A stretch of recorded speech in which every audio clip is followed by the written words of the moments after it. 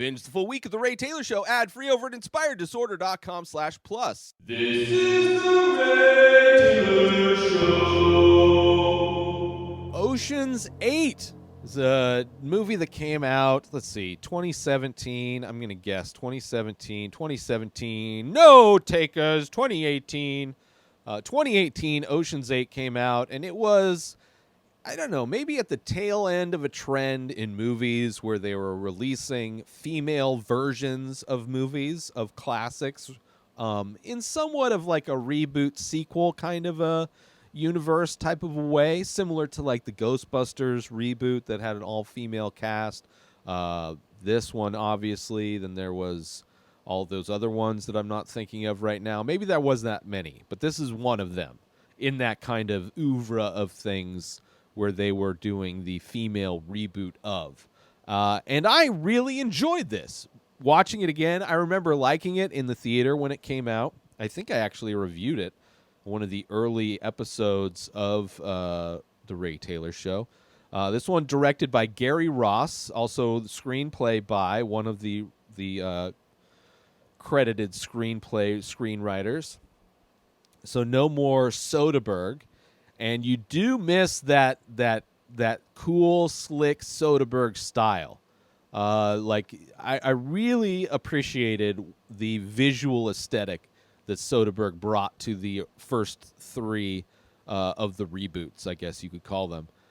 Just a gritty, like it definitely felt like it had a lot of 70s filmmaking stylings. Like this one brings back a couple things. Like there's a lot of like the super like wide going to zoom in on a character, like this big wide shot of like people walking through a town square, and then the camera slowly zooming in to where you see one of our heist people walking around. Like there's a lot of that big zoom kind of a thing. Editing wise, the way this one is told is very similar in a lot of ways to like the first Ocean's 11 reboot from 2001. This movie overall, the plot it feels like a combination of all three of the movies. In a lot of ways, it feels like it was doing a better version of the second one. This one being at a gala, the event that is being targeted for their heist is a gala at a Met Gala in New York City. There are jewels that they want to steal, these Cartier jewels, and they have a very interesting array of characters that populate this team, very different in a lot of ways, not only gender-wise, but also ability-wise. It's different, which I appreciated. This movie did also start with our main character, Sandra Bullock, playing Debbie Ocean, the sister of Danny Ocean, similar to the first one with George Clooney. She is at a parole hearing. She's been locked up, and she's at a hearing to see if she can get out, and she does. And also, Cate Blanchett plays basically the Brad Pitt character.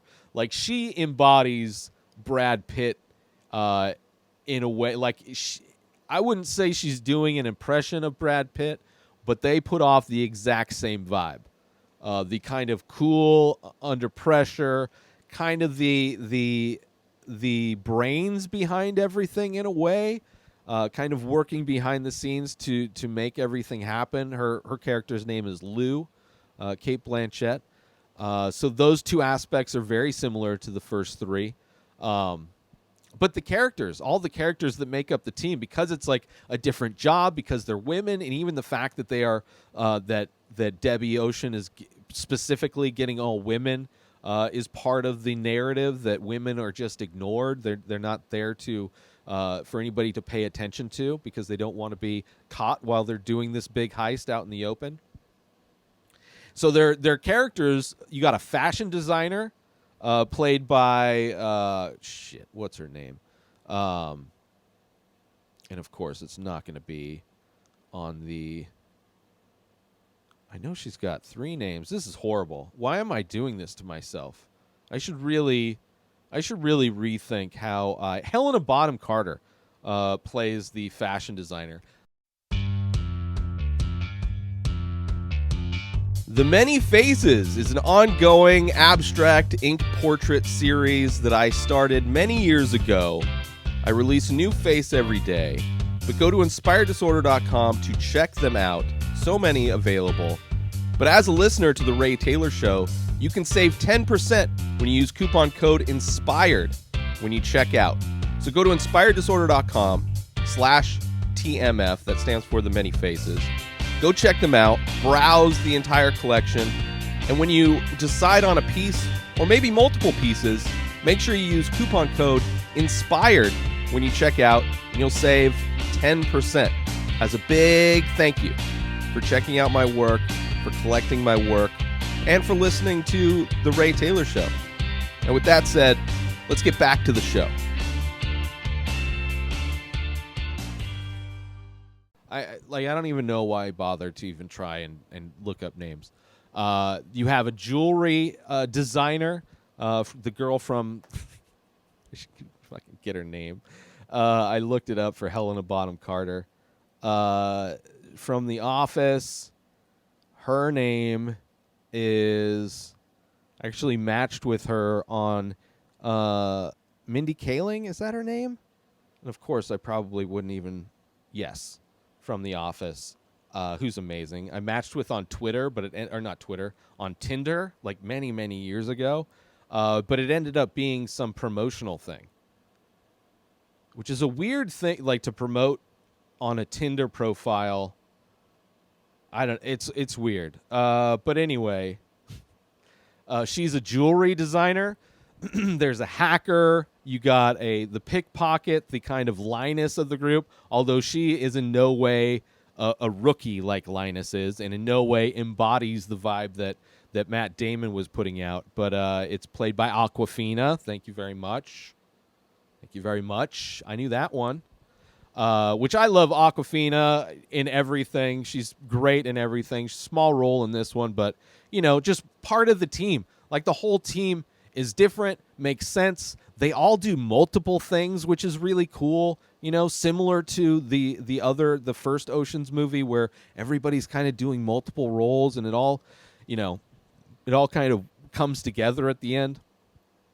But again, it lacked that stylish like look and vibe that which I kind of also, now thinking about it, kind of appreciate.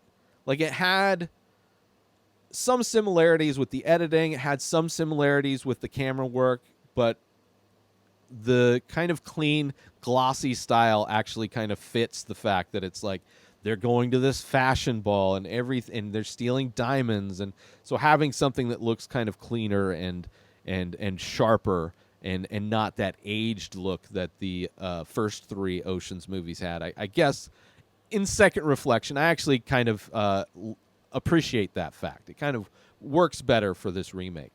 Kind of having the essence of the first one without, necessarily trying to imitate it in any way. This one also has some of that future kind of made-up tech. There's these glasses that Helena Bonham Carter, her character, wears to scan the necklace that's going to be heisted, so that they can 3D print a replica of it, which a lot of that is like not too futuristic, crazy tech. So I can also forgive it. It's not like some of the stuff that they were using in the other Ocean's movies. You also have Yen is back as a small part. It's basically like the part of the story where you think everything's done, you think the heist is done, but they ended up doing more than what the original plan was. Almost like how in the first Ocean's 11, the remake with George Clooney and everybody, where it's a two-sided victory, where they wanted to steal the money from Terry Benedict and, kind of give him his comeuppance for stealing Danny Ocean's wife. But then also it's the other side was to get Danny Ocean's wife back, to get Tess back with Danny. So it was like they were going for a two-prong kind of a success type of a thing. And this one has like a surprise, like where you don't think they got away with the original heist where they like steal this necklace, and then the jewelry designer, she knows how to take all the gems out and put them in other pieces of jewelry, so they just walk out with the diamonds in front of everybody. Meanwhile, they like, they the printed version they give to the, like, oh, we found it, right? Where you think that's it. Yay, successful heist. It all came together. But then there's this like turn, and that's even after like we find out, obviously spoilers. That's after we find out. So they complete the job, or they're about to do the job, and the actress that they're using, which is this is bad. This is bad. I just quit my life. I should just stop doing all of this stuff. God, what is her name? Her name, Anne Hathaway, is playing an actress in this movie that is an unknowing pawn in this whole game. She is she's the famous actress that they are going to get to wear this fancy necklace. And the fashion designer, Helena Bonham Carter's character, is the designer that's going to put this look together for this Met Gala. And it's going to be like this thing that explodes both of their careers. But Anne Hathaway's character gets wise to what's going on, which is an interesting turn, and gets cut in on the fact that, it was after they did the thing. So she ended up having to get cut in because when they stole the necklace, she realized that it was gone or something like that. I forget exactly. I just watched the movie and I kind of forget that detail. Doesn't really matter.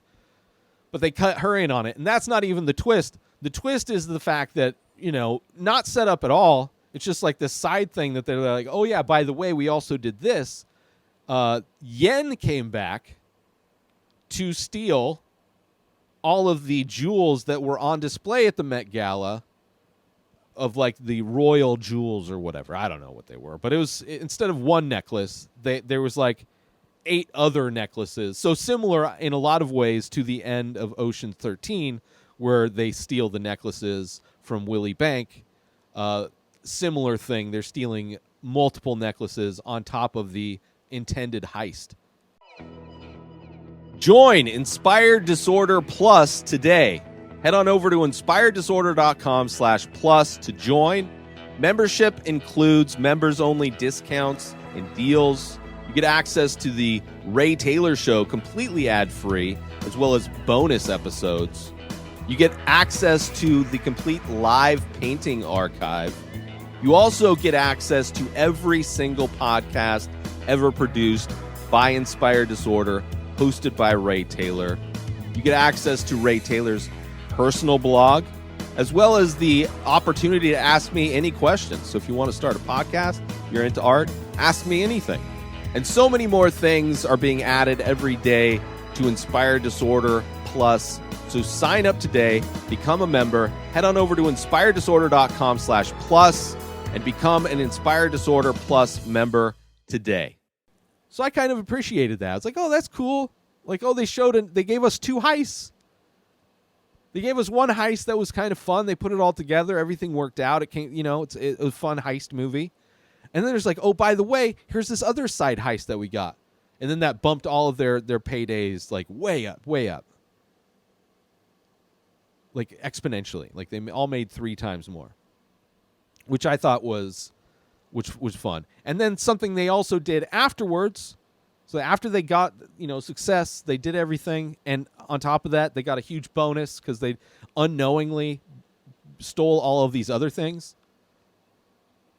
We get to see how they all spend their money. It's kind of fun.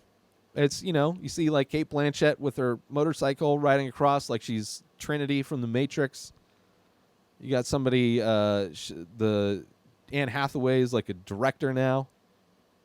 It's probably, producing her own films, which that seems like a horrible way to invest your money. But interesting. They still did it.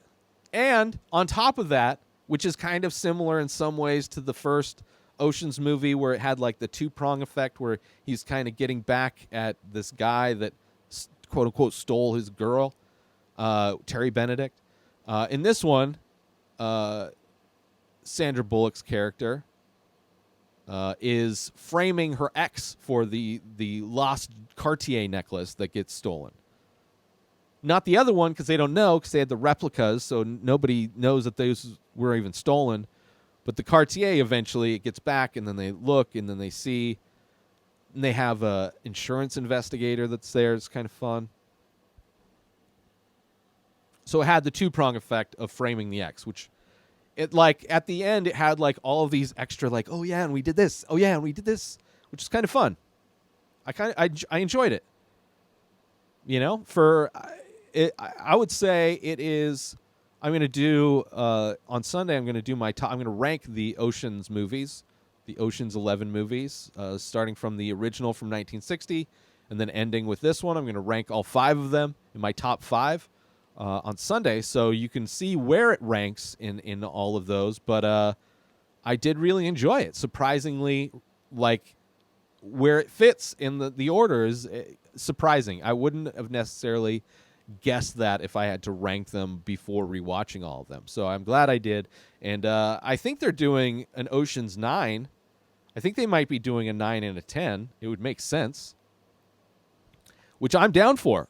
And the whole thing with Danny being dead, like there's this air of like, is he dead? I don't know. Like we see, like what are those things called? Where the word for that, where you go to a grave site, go to a funeral, go to a boneyard, you go to what are those places called?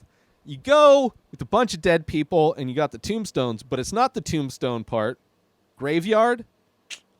It's not the graveyard part. It's where you're like inside and then the walls have like these plaques with the names. And I don't know if that's because they're in the wall or if they're like they were cremated and it's just I don't really understand how death is honored necessarily. I'm not good at that, so forgive me for knowing. But that's all you see of Danny. Not that having a gravestone in a graveyard, by the way, would have been any different. But there is this like question that hangs over the fact, like, is he dead? I think even Sandra Bullock's character gets asked.